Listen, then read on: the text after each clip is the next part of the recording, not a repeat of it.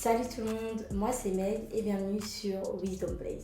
Alors aujourd'hui on se retrouve pour une nouvelle série, mais surtout la dernière série de l'année 2024. On va parler de bilan dans cette série, on va parler de vœux 2025. Alors si ce sont des sujets qui t'intéressent, n'hésite pas à rester connecté. Alors comme je vous ai dit dans cette série qui s'intitule Lettre à mon année 2025, j'ai vraiment à cœur de faire un petit peu un bilan avec vous. Mais aussi de faire des vœux, si je peux dire ça comme ça, avec vous. Vous savez, moi je crois vraiment en la puissance du bilan et des vœux, des résolutions, pour une simple bonne raison, c'est que quand je lis Genèse, on dit que Dieu, le premier jour, il a dit et les choses se sont réalisées. Et je crois vraiment aussi que dans cette logique-là, avant de dire des choses, Dieu avait imaginé des choses. Et il avait fait un constat. Et vous savez, le bilan, c'est une forme de constat. On constate notre année, on revient sur différents points, on fait le bilan de nos finances, le bilan de nos relations, tout ce qu'on veut. Et sur ce constat-là, on prend des nouvelles résolutions. Et donc, ça porte du fruit.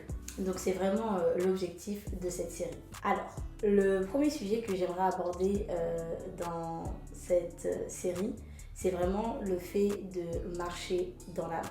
Pourquoi je dis ça? Vous savez, moi personnellement, je suis une personne qui regarde beaucoup les informations. Moi, je fais partie de ces Français qui à 20h sont assis devant la télé si j'ai la possibilité pour regarder le JT.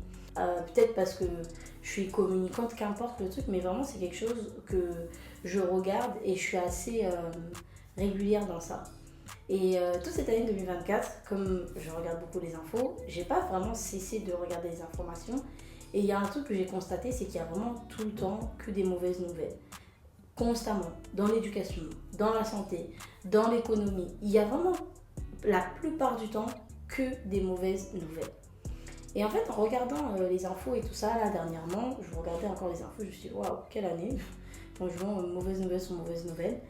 Et à un moment donné, j'ai eu un sentiment que j'ai constamment à chaque fois que je regarde les infos, c'est de me dire gloire à Dieu parce que moi, tout ça là, ça m'affecte pas. C'est-à-dire que je connais mon Dieu, je sais que l'amour de Dieu est suffisant et que l'amour de Dieu me couvre et me protège. Donc en vrai, il y a certaines choses que je vois à la télé, ça fait pas partie de ma vie, c'est pas mon partage. Mais quand j'ai eu cette pensée-là, immédiatement j'ai eu une autre pensée et ça c'était pas la mienne. Et je bénis Dieu d'avoir eu cette pensée-là parce que c'était la pensée de Dieu. Immédiatement j'ai eu cette pensée qui m'a dit et les autres alors, ils n'ont pas droit. C'est comme si il y a cette phrase-là qui est venue dans mon esprit qui me disait mais et les autres, eux, ils n'ont pas droit de se dire que mon amour les couvre. Eux, ils n'ont pas droit de se dire que moi, je les garde, je les protège. Et je vous dis la vérité, quand j'ai reçu cette pensée-là, j'avoue j'étais un peu triste parce que je me suis dit, c'est vrai en vrai. Moi, je suis là, je suis à l'aise.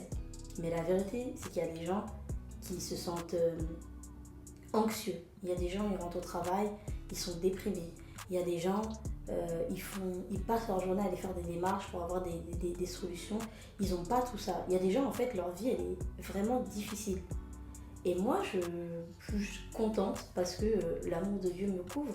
Et non pas que je ne devrais pas être contente, mais je ne devrais pas aussi oublier que ce même amour-là, il est disponible pour les autres. Et je vous assure, ça m'a un petit peu troublée sur le coup. Mais après, je me suis dit, non, en fait, il faut vraiment que 2025 et même les autres années de ma vie, j'ai toujours en tête de partager, de propager l'amour de Dieu.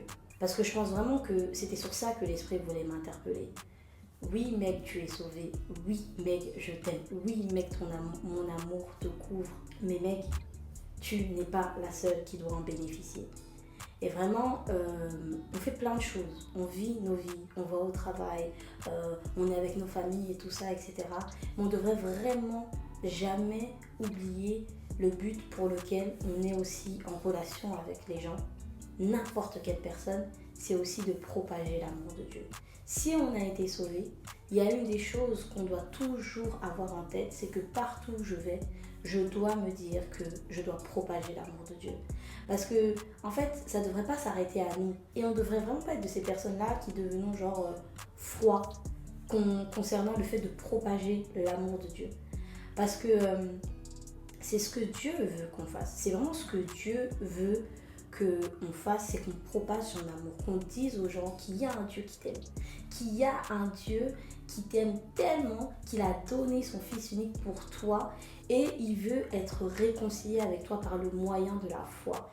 Et je dis pas que c'est pas quelque chose que je fais, parce que la vérité, par la grâce de Dieu, je le fais aussi sur mes réseaux, mais quand je regardais la télé, je me suis rendu compte que non, en fait, il y a encore un autre niveau.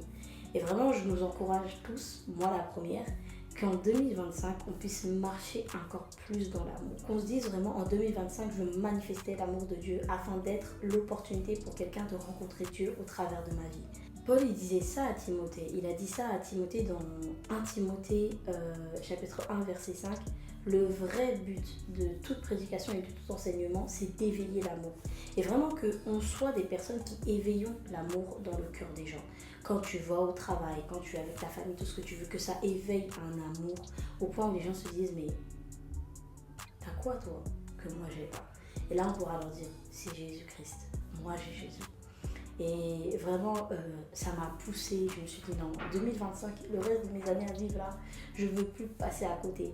Parce que la vérité c'est que la paix que j'ai, Jésus il dit, hein, le monde il donne une paix, mais c'est pas la vraie paix c'est Jésus qui l'a. Et vous savez, vraiment, hein, regardez peut-être les infos une semaine. Il y a des gens qui disent ouais, je ne vais pas regarder des infos, c'est anxiogène, etc. Et moi, je trouve que c'est dingue de dire que les infos, c'est anxiogène. Moi, quand je regarde les infos, c'est vraiment pour connaître les informations, pour voir comment le monde évolue. Et vraiment, en fait, je me suis rendu compte que si je regarde tous ces infos-là et que j'éteins juste ma télé et que je repars dans ma réalité, j'ai manqué, en quelque sorte, un objectif, si je peux dire ça comme ça. Parce que aujourd'hui, depuis que j'ai eu cette réflexion, quand je regarde les infos, je me dis waouh. Et la vérité, c'est qu'on est des solutionneurs. On est là pour apporter la solution, Jésus-Christ. Et vraiment, ne nous arrêtons pas juste à constater ce qui se passe et soyons vraiment ouverts et surtout intéressés à ce qui intéresse Dieu. Le Seigneur, vraiment, il veut que le plus grand nombre soit sauvé, que tout le monde soit sauvé. C'est pour ça, Jésus, il est mort pour le monde. Il n'est pas mort pour une partie des gens, pour le monde. Et nous, on fait partie des gens qui étaient dans le monde, qui ont été sauvés. Et aujourd'hui, une partie aussi de notre vie, c'est d'aller dire aux gens que toi aussi, si tu crois en Jésus-Christ, tu peux aussi faire partie des sauvés. Et vraiment, cette notion-là de marcher dans l'amour, c'est ça. Marcher dans l'amour pour le monde. En fait, à un moment donné, le Saint-Esprit m'a dit, mais tu les aimes pas ? Et je me suis dit, ben non, c'est pas que c'est pas ça, mais en vrai, c'est dit, si, oui, je les aime. En vrai, je dois aimer le monde et c'est normal. Les gens, pas forcément, c'est pas ce qu'ils font, pas le système, mais les gens. Parce que moi aussi, à un moment donné, j'étais là-bas. Et Dieu est venu me rencontrer. Et aujourd'hui, nous pouvons être des agents de rencontre entre Dieu et le Père. Alors vraiment, que 2025 soit une année où nous marchons dans l'amour, où nous cherchons à propager l'amour du Dieu vivant. Donc voilà, ce sera tout pour moi. J'espère que ce bilan, ce constat t'aura fait écho et qu'il va vraiment t'encourager à aller propager l'amour de Dieu.